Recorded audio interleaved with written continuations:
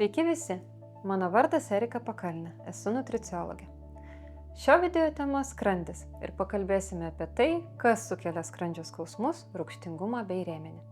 Kodėl populiarūs preparatai nuo rūgštingumo yra pavojingi ir netgi žalingi žmogaus sveikatai ir kągi daryti, kad tų nemalonių pojūčių skrandyje išvis nebūtų.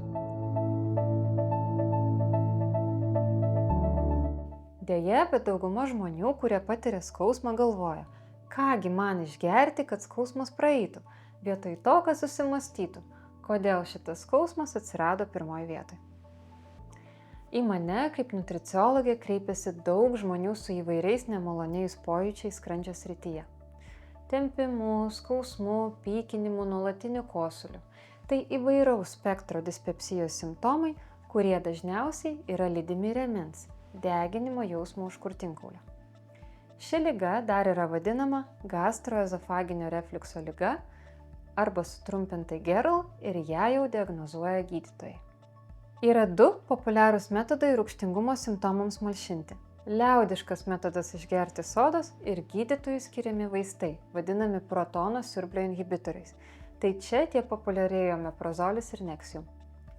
Tiek soda, tiek protono siurblio inhibitoriai laikinai nuima rūgšties pojūtį, jų veikimo mechanizmas yra labai panašus, tačiau abu jie kenkia ne tik skrandžiui, bet ir visam organizmui. Joks žmogus dar neišsigydė nieko, gerdamas sodą ar protono siurblio inhibitorius, o kaip tik, netgi labai sau pakenkia. Bet apie tai mes dar pakalbėsim truputį vėliau. Ir dabar aš pasakysiu tokį dalyką, kuris atrodo prieštarautų pats savo, bet iš tikrųjų rūgšties pojūtis stemplėje, čia už krūtinkaulio, yra dėl žemo rūgštingumo, o ne dėl padidėjusio rūgštingumo. Ir tai yra labai svarbu suprasti, norint iš tikrųjų išsigydyti, nes dauguma žmonių sako, o pas mane yra padidėjęs rūgštingumas ir dėja net gydytojai stato tokias diagnozes, nors iš tikrųjų yra netgi labai atvirkščiai. Taigi, kaip tai veikia? Visų pirma, reikia išsiaiškinti, kas yra skrandis. Skrandis yra čia, saulės rezginio srityje.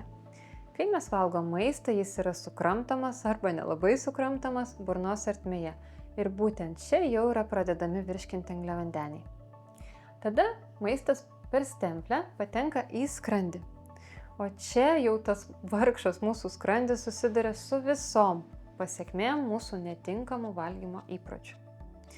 Tai yra nesukramtytas maistas, greitas valgymas, valgymas einant, emocinis valgymas, persivalgymas, valgymas prie televizoriaus ar telefono, angliavandeninė mityba, saldumynai, greitas maistas, kai užsigeriate suvalgytą maistą dideliu kiekiu skysčio, pavyzdžiui, kola, alkoholis, čipsai, gazuoti gėrimai, padažai, stresas ir taip toliau.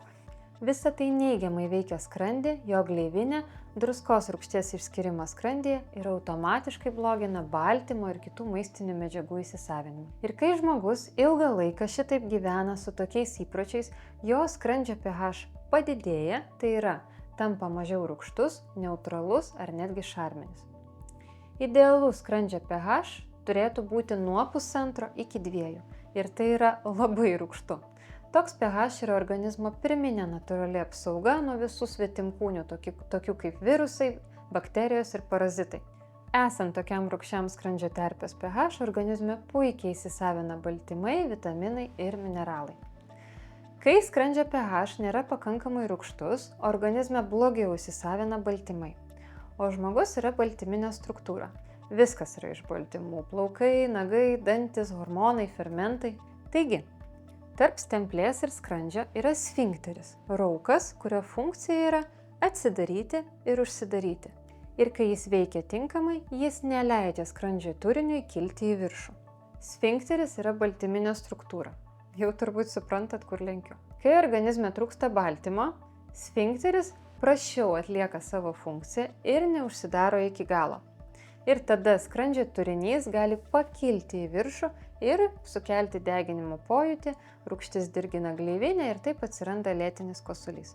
Taip pat tarp skrandžio 12-pirštės žarnos yra ir apatinis sfinkteris ir jei ir jis neužsidaro tinkamai dėl baltymo trūkumo, tulžis pakyla į skrandį, čia susimaišo su skrandžio turiniu ir pakyla į stemplę. Ir tada žmogus jaučia dar ir kartumą burnoje. Iš čia yra rūgšties ir deginimo pojūtis, o ne dėl to, kad jūsų skrandis kažkaip perdėtai gamintų skrandžio sultis. Ir tada žmogui skauda, jis išgeria sodos arba protono siurbio inhibitorių ir jam praeina. Ir žmogui atrodo, wow, man pagerėjo, šitas būdas geras. Tačiau taip darydami, iš tikrųjų jūs labai kenkiate savo. Aš vadinu rėmens slopinimą sodą arba protono siurbio inhibitoriais sveikata į skolą. Kodėl? Kai žmogus vartoja sodą arba protono siurbio inhibitorius, jie slopina druskos rūgšties išsiskyrimą ir taip dar labiau šarmina skrandžio terpę. To pasėkoje dar blogiau įsisavina baltymas ir mikroelementai. Dėl baltymo stokos sutrinka sfinkterių darbas, rūgštus skrandžio turinys kyla į stemplę ir sukelia deginimo pojūtį.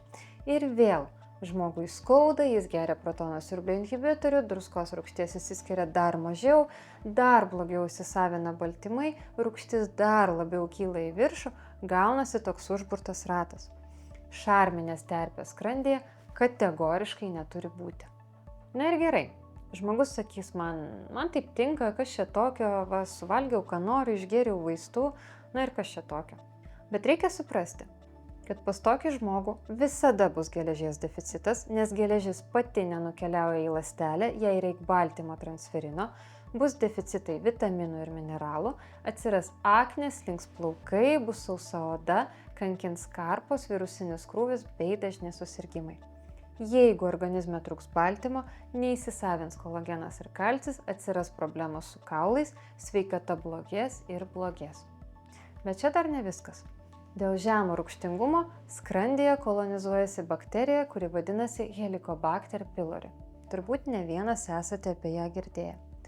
Helicobacter pylori yra mums reikalinga bakterija ir ji atlieka tam tikras funkcijas mūsų organizme. Problema atsiranda tada, kai dėl šiai bakterijai tinkamų sąlygų, tai yra nepakankamai rūgščios terpės skrandyje, ji pradeda kolonizuotis.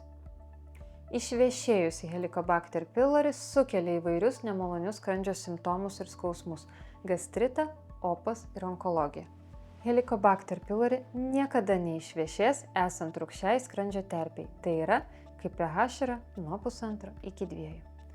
Bet apie Helicobacter pylori mes padarysime atskirą video, tad prenumeruokite šį kanalą, kad nepraleistumėte naujų video, kurie padės jums sužinoti, kaip veikia žmogaus organizmas ir kaip galima atstatyti sveikatą natūraliai.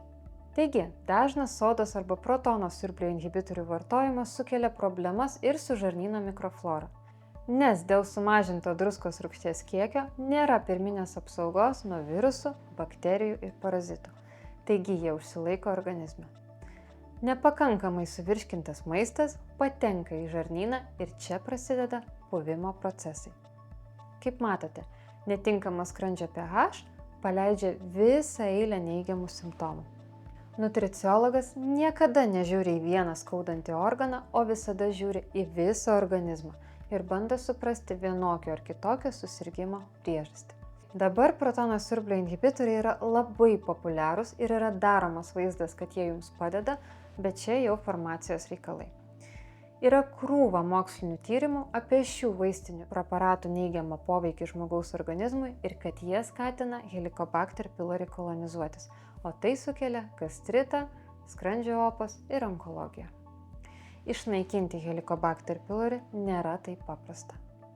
Ir daug žmonių taip gyvena. Pavyzdžiui, važiuoja į svečius, žino, kad ten suvalgys kažką, nuo ko jiems skaudės, pasiima vaistų nuo skausmo.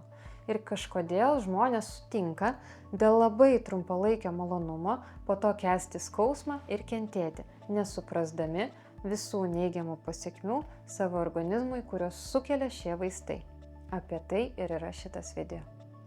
Joks žmogus dar neišsigydė nieko, gerdamas sodą ar protono siurbio inhibitorius ir aš nuoširdžiai rekomenduoju šių vaistų nevartoti. Bet kągi tada daryti ir kaip sau padėti? Visų pirma, reikia suprasti, kad jums skauda ne šiaip sau. Tas skausmas neatėjo iš niekur, o tas skausmas sukėlė būtent kažkas, kas buvo jūsų lėkštėje. Ir tai ne kažkokia mistinė priežastis. Ir akcentas, norint pasveikti, visada yra mityba ir sveiki mitybos įpročiai. Jeigu jau yra rimtesnės problemos, dažnas deginimas, sudirginta gleivinė, tai čia jau gali padėti ir natūralūs, tinkamai parinkti papildai, kurie dirba ir su skausmu, ir su viso virškinamojo trakto funkcijų atstatymu. Ir čia jau juos turėtų parinkti kvalifikuotas nutriciologas individualiai, nes mes visi esam skirtingi. Nuoširdžiai rekomenduoju neužsiiminėti saviveiklą ir neskirti papildų savo patiems, paskaičius kažką internete, išėmus iš konteksto ar kai draugė rekomendavo, nes taip galite dar labiau savo pakenkti. Čia kaip ir su mašina. Jeigu sugenda, mes kreipiamės į specialistą, neremontuojame jos patys. Tai taip pat ir su virškinamuoju traktu. Palikite tai profesionalui. Taigi, šiandien viskas. Tikiuosi tapo aiškiau, kokią žalą mūsų organizmui daro soda ir protono siurblio inhibitoriai, kad rėmuo arba gastroezofaginio refliukso liga iš tikrųjų yra dėl žemo rūgštingumo, o ne didelio rūgštingumo ir kad raktas į sveikatą yra būtent sveika mityba ir sveiki įpročiai. Papasakokite apie tai arba parodykite šį video savo artimiesiems, kurie kenčia nuo gastroezofaginio refliukso ligos, naudoja soda arba protono siurblio inhibitorius ir niekaip negali pasveikti, bei nežino apie šių vaistų žalą. Ačiū, kad klausėt. Spauskite laiką, prenumeruokite šį kanalą ir iki susitikimo naujose video apie sveikatą ir nutriciologiją. Iki!